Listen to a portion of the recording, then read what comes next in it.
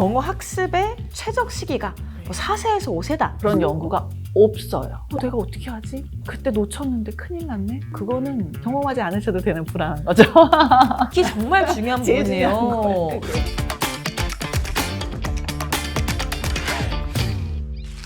최근 7세 고시, 4세 고시 이런 엄청난 조기 교육이 전 사회적으로 관심을 갖고 있다는 사실 다들 알고 계시죠? 그런데 이 이면에는 영어 사교육에 대한 이런 문제들이 굉장히 뿌리 깊게 있습니다. 실제로 한국 아동들이 3세부터 영어 유치원을 다니는 그런 사례가 굉장히 많이 늘어나고 있고, 이로 인해서 스트레스와 언어 발달 장애를 겪는 케이스들도 생기고 있다고 합니다. 그래서 오늘은 이 이야기에 대해서 정말 제대로 파헤쳐보고자 이화여대의 임동선 교수님 모였습니다. 반갑습니다. 안녕하세요. 소개 한번 부탁드릴게요. 네, 이화여자대학교 언어방리학과의 임동선 교수입니다. 저는 아동언어 연구실의 책임 연구자이고 또 동시에 ICA Lab은 사실 지역사회에 나와서 부모님들과 아동을 위해서 교육도 하고 책 읽기도 하고 언어 치료도 하는 연구소입니다. 그곳에서 대표로 활동을 하고 있습니다. 네. 영어 학습의 최적 시기가 4세에서 5세다 이런 말들도 있고, 실제로 많은 부모님이 궁금해 하실 것 같아요. 네. 과학적으로 이게 좀 근거가 있는 말일까요? 그런 연구가 없어요. 그런 연구가 없는데 아까 그 질문해 주신 그 4, 5세 요새는 더 어려졌어요. 막 2, 3세. 그러면 부모님들이 그때 노출을 못 시켜줘서 불안해하세요. 그게 또 문제인 거예요. 내가 어떻게 하지? 그때 놓쳤는데 큰일 났네? 그거는 경험하지 않으셔도 되는 불안한 거죠. 그러니까요. 네, 그런 거예요. 그러니까 영유아들이 이제 처음에 태어날 때는 이 언어를 암묵적 학습의 기저로 배웁니다. 암묵적 학습 기저라는 건 뭐냐면 내가 이거를 배웠는지 모르는 상태로 막 배우는 거예요. 그래서 저희가 언어 습득이라고 표현을 합니다. 그래서 언어 습득은 부모님들이 얘가 언제 이런 말을 했지? 그러니까 내가 가르쳐주지 않은 것 같은데 언제 이 말을 배웠지? 그런 현상이 언어 습득인 거예요. 근데 언어 습득을 하다가 이제 연령이 어느 정도 가면 명시적 학습 기제로 아이들이 배워나가요. 그래서 그거를 언어 학습이라고 표현을 해요. 그러니까 습득과 학습은 다른 거죠. 그쵸? 명시적 학습은 가르치는 사람 입장에서도 내가 너에게 뭐를 가르쳐야겠다가 정확하고, 학습자 입장에서도 저 사람이 나에게 이거를 가르치려고 하는구나. 예를 들면 뭐 이거는 컵이야, 따라해봐 컵, 이런 식으로 이제 가르치는 거예요. 저희 연구실에서 대학원생은 실험을 이제 유치원이나 이런 데 나가거든요. 어린이집에 만 한 3, 4세 애들은 보잖아요. 그 데이터가 지저분합니다. 깨끗하지 않다라고 제가 얘기를 해요. 무슨 뜻이냐? 아이들이 못 이해했다라는 거예요. 자, 이거고 이렇게 하는 거고 이거 따라해봐. 아주 간단한 과제거든요. 못 알아들었다는 거. 즉, 그 연령 애들은 그렇게 명시적으로 학습을 시키고 얘기를 하면 못 알아들어요. 그래서 암묵적 학습 기제로 어떤 습득의 과정을 거치는 이 시기에 언어를 수단으로 배워야 되는데 명시적으로 계속 가르친다거나 따라해봐, 뭐 외워봐 이런 식의 기법이 들어가면 안 된다라는 거야. 그래서 이런 연구도 있습니다. 유치원 애들 언어 천재라 그러잖아요. 뇌가 말랑말랑하다. 그래서 애기들 데려다 놓고 약간 성인들 데려다 놓고 중국어를 가르쳤어요. 한 일주일 가르쳤는데 사람들이 다 그랬어요. 애기들이 더 잘할 거다, 어린애들이. 결과가 어땠을까요?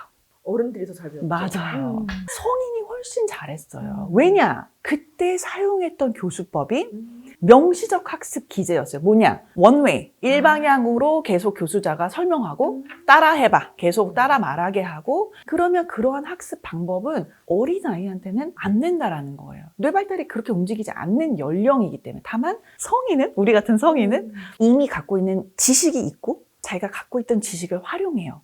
외울 때도 활용하고 이 학습 방법이 정확합니다. 근데 어린아이들은 그런 어떤 전략이 없어요. 학습 그쵸. 전략이. 그러다 보니 이렇게 아이들이 그 뇌발달, 연령에 맞는 언어의 습득의 방법들이 있습니다. 그러니 거기에 제일 최적화된 환경을 성인이 조성을 해줘야지 아이들이 학습 효과가 극대화돼서 배우는 거예요. 그냥 무조건 명시적으로 한다고 해서 되는 게 아니라는 거죠. 그래서 수단으로 그 뇌발달에 잘 맞춰서 환경을 조성해라가 굉장히 중요한 키포인트입니다. 이게 정말 중요한 제일 중요한 거예요, 부분이에요. 그게. 왜냐면은 그냥 다들 그냥 영어 유치원 보내야지 네. 이 생각만 하지, 사실 안 그게 돼요. 어떤 방법으로 그렇죠. 어떤 환경에서 해야 맞습니다. 되는지 네. 올 초를 뜨겁게 달궜던 그 키워드들 있잖아요. 네. 7세고시, 4세고시, 네. 대치키즈 우울증. 이제 그 영상들 보면 사실 이면에는 과도한 조기교육과 사교육 이제 이런 문제들이 다 깔려 있었는데 이 사회 현상들을 좀 보시면서 좀 교수님은 최근에 어떻게 좀 바라보고 계셨어요? 근데 솔직히 말씀드리면 저는 교육열이 높은 게 나쁜 문화는 아니다라고 생각을 해요. 국외에 나가서 공부를 하다 보면 정말 한국 사람들이 똑똑해요. 공부도 잘하고 다양하게 진짜 잘해요. 그래서 교육을 굉장히 가치 있게 생각하고 교육을 하는 게 굉장히 중요하다라고 생각하는 이 한국의 문화가 저는 긍정적으로 바라볼 수 있다고 생각합니다. 다만 네. 너무 강한 거는 너무 이제 극대화가 돼가지고 가는 게 좀 문제인 거죠. 사실 아이들을 이렇게 바라보면 부모님들이 정말 사랑으로 키우는 거잖아요. 그래서 우리가 사랑하는 사람이 잘 되면 너무 좋잖아요. 그러니까 아이들이 운동회 때 달리기를 1등 해도 좋은 거고 여기 1등 도장 찍거든요. 또는 뭐 1학년, 2학년 수학 시간에 쪽지 시험을 봤는데 다 맞아도 너무 행복한 거죠. 왜냐? 내가 사랑하는 사람이 잘 된 거니까. 그래서 그런 거는 사실 괜찮은 거고 굉장히 자연스러운 현상이죠. 다만 양육자의 좋은 성적표를 위해서 우리 아이를 벼랑 끝으로 모는 이제 이런 현상들이 생겨서 그것이 문제라는 거죠. 그래서 예를 들면 아까 영어 이제 얘기를 말씀을 많이 하셨는데 부모님들 이제 세상에서는 좋은 영어 학원을 가는 것이 굉장히 중요해요. 우리 아이가 이 영어 학원에 다녀. 그 뜻은 그만큼의 어떤 어려운 레벨 테스트를 통과해서 그 학원을 다니고 있는 것이기 때문에 굉장히 이제 자랑스러운 거예요. 그런 것들 때문에 양육자들 부모님들이 자꾸 이제 그런 학원에 레벨 테스트를 받고 중요한 건 그 레벨 테스트가 굉장히 어렵게 나와요. 제가 동시 통역하던 사람이거든요. 그래서 영어 굉장히 잘해요. 좋아하는데 제가 봐도 어려워요. 근데 그 아이들이 그걸 통과하기 위해서 집에서 또 과외를 하죠. 그러다 보니 이런 식으로 사회 현상이 움직이는 거는 그거는 문제가 아닐까. 사실은 영유가 무조건 나쁜 건 아닙니다. 무슨 뜻이냐?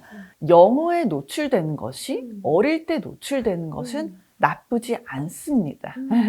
2개의 언어 또는 3개의 언어에 노출되는 것이 하나도 나쁜 게 아니다를 꼭 명심하셨으면 좋겠어요. 워낙 우리나라가 단일 민족 국가였고 단일 언어, 즉 한국어만 사용하는 사람이다 보니까 그게 뭔가 이상한 거 아니냐라는 약간 잘못된 미신처럼 믿음이 있는데 미국 같은 경우는 완전 멜팅 팟이죠. 누구나 다양한 언어를 쓰고 유럽도 뭐 잘 아시겠지만 대부분 사람들은 3개의 언어는 기본으로 합니다. 그리고 연구에 의하면 다양한 언어를 사용하는 사람들이 문화적 수용성도 높고 또는 국제 경쟁력 그런 것도 굉장히 높다라는 건 이미 너무 밝혀져 있는 사실이에요. 그래서 영어에 노출되는 게 머리면 나쁘다. 절대 그렇지 않습니다. 그건 아닌데 변질이 돼서 아동이 그 시간에 굉장히 즐겁게 유아교육을 받아야 되고 뇌발달이 막 뿜뿜뿜뿜 일어나야 되는데 그걸 못할 수 있는 환경으로 갈 수 있다면 그 공간은 안 좋은 공간이죠. 그러면은 좀 영어 유치원이랑 조기 유학을 보냈을 때 효과도 분명히 있었을 거고 또 반대로 오해와 착각 이런 게 있다면 좀 어떤 게 있을까요? 사실 영어만을 이런 질문들을 부모님들이 정말 많이 하세요. 언어만을 목표로 두고 가정의 삶이 바뀌는 경우가 굉장히 많아요. 예를 들면 국제학교 보내고 있었는데 생각보다 영어가 많이 못한다. 내가 이 돈을 주고 이 국제학교를 보내느니 자녀를 그냥 미국에 한 2, 3년 보내면 어떨까? 이런 질문을 진짜 하세요, 저한테. 근데 언어만을 봤을 때는 특히 영어만 봤을 때 당연히 더 잘하겠죠, 가면. 그렇지만 아동의 삶이라는 게 영어만 있는 건 아니잖아요. 아버지도 계셔야 되고 뭐 어머니도 있어야 되고 미국에 가면 한국어를 또 쓸 기회가 없어요. 그러니까 사람들은 그냥 한국 사람으로 태어나 한국말 잘하겠지. 그렇지 않습니다. 그 언어를 계속 써야 계속 사용하고 굉장히 다양한 환경과 다양한 사람과 사용을 해야 이게 계속 성장하는 거기 때문에 너무 그 영어에만 몰두하는 건 안 돼요. 이런 말들이 있어요. 부모님들 세상에서. 어릴 때 영어를 하고 나중에 수학을 해야 된다. 이런 얘기가 있어요. 근데 그런 거는 말이 안 돼요. 네. 언어는 안 하면 바로 까먹습니다. 그렇기 때문에 그렇게 언어만을 위해서 달리는 삶이 어떤 의미가 있을지 우리 아이들을 위해서 한 번쯤은 생각해 봐야 되지 않을까 싶습니다. 그러면은 좀 지금 정말 많은 한국 부모님들이 좀 잘못 알고 있는 언어 교육의 진실이 있을까요? 네. 언어는 목표가 아니다예요. 의사소통 의도를 전달하기 위한 수단이에요. 이렇게 저희가 이렇게 있으면 저의 생각을 전달하려면 말을 해야 되잖아요. 그러니까 언어가 필요한 거죠. 그래서 아이들이 처음에 태어나면 응애해요. 응애하면 무슨 뜻일까요? 무슨 뜻인지 알 수가 없죠. 알 수가 없죠. 네. 대신 상상해 볼 수는 있어요. 그쵸. 아마 배가 고픈가? 그 또 좀 이따 또 응애해요. 그러면 이제 배는 불렀을 때 왜 하지? 그러면은 기저귀가 젖은 걸 수 있어요. 똑같이 응애지만 아동의 입장에서는 자신의 의도를 전달하는 수단입니다. 그래서 원래 울음으로 시작을 해요, 아이들이. 근데 그걸 이제는 성장하면서 언어로 표현을 하죠. 엄마, 뭐 아니면 그 다음에 뭐 엄마, 아빠가 뭐라고 얘기하죠. 그래서 의도를 전달하고 조금 더 지나면 나의 의도를 전달하는 게 아니라 상대방의 의도도 이제 알아차리죠. 그래서 언어는 수단인데 이제 목표로 삼으면 안 된다라는 거죠. 이제 아이들을 영어 유치원 보내는 부모님들 중에 영어가 익숙하지 않은데 그래도 아이가 영어 유치원 다니고 하니까 집에서도 영어로 막 자녀한테 말하는 부모님들이 네. 있으시잖아요. 이런 경우에 좀 실제 도움이 되는지 궁금하신 분도 있으실 것 같아요. 절대 도움이 안 됩니다. 저희가 이미 2020, 21년, 22년 어마어마하게 논문을 다 써서 다 이제 제출한 게 영어를 하면서 가정의 언어를 유지한 집단과 영어에 이제 노출이 됐지만 엄마의 언어를 유지하지 않는 집단, 그 두 집단으로 크게 나누면 모국어를 유지한 집단이 학업 성취도, 자존감, 정체성 또는 제3 언어의 능력도 훨씬 우수했어요. 통계적으로 유의미하게. 부모님들이 영어를 이제 이렇게 하는 이유가 당신이 집에서 가장 많이 하는 대화, 아이한테 말하는 걸 써라 그러면 별 말이 없습니다. 밥 먹어라. 이빨 닦았니? 숙제 다 했니? 뭐 이런 거예요. 그러니까 가만 생각해보면 그렇게 가정에서 막 심오한 대화를 나누고 이러지 않을 거라는 생각을 하십니다. 그런데 사실은 어린 연령에는 그렇다 할지언정 조금 있으면 타인이 나를 어떻게 바라보는지 그리고 나서는 가치. 예를 들면 뭐 빨간불인데 건너도 되나? 내가 급하니까 내가 거짓말 이땐 해도 되나? 이런 가치예요. 이런 모든 것을 사실 부모님, 양육자와 함께 설계해 나가는 거예요. 근데 무엇으로 하죠, 그거를? 언어로 하는 거예요. 비언어로 그냥 눈만 그렇게 할 수는 없죠. 부모님한테 물어볼 수도 있고 만약에 아이가 뭐 이렇게 하면 엄마가 이런 건 이래서 안 되는 거란다. 뭐 엄마는 이런 걸 더 중요하게 생각한다. 이런 거가 아기 때는 안 할 것 같지만 어린 연령에도 해요. 만 4세도 친구를 예를 들어 밀고 오면 혼내는 게 아니라 왜 밀면 안 되고 왜 너가 밀었을까? 그런 어떤 굉장히 다양한 대화를 나누거든요. 그래서 어릴 때부터 이 모든 과정은 언어로 되는 거예요. 아이를 교육시키려고 저희가 함께한 게 아니에요. 아이를 가르치려고 나눈 게 아니죠. 아이는 함께 사랑을 주고 특별하고 소중한 시간을 함께 영위해 나가는 진짜 스페셜한 어떤 과정이거든요. 근데 너무 영어를 가르치려고 그 과정을 엄마가 영어까지 쓰시면서 그 교육을 한다? 저는 아니라고 봅니다. 그냥 잘하는 곳에 차라리 보내세요.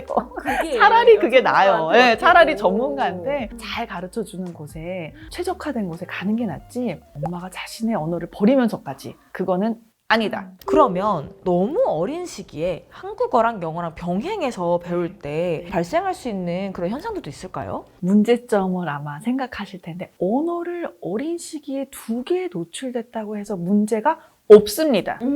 이것도 단답형이에요. 왜? 언어가 수단으로 된 환경에 노출이 됐다면 전혀 문제가 아닌데 자꾸 가르치려고 하고 배워야 되는 어떤 목표와 다른 식으로 풀어나가기 때문에 이게 이렇게 되는 거예요. 근데 혼돈할 게 하나도 없습니다. 어릴 때 두 언어에 노출이 돼도 아무 문제가 없고 오히려 발음은 더 좋아요.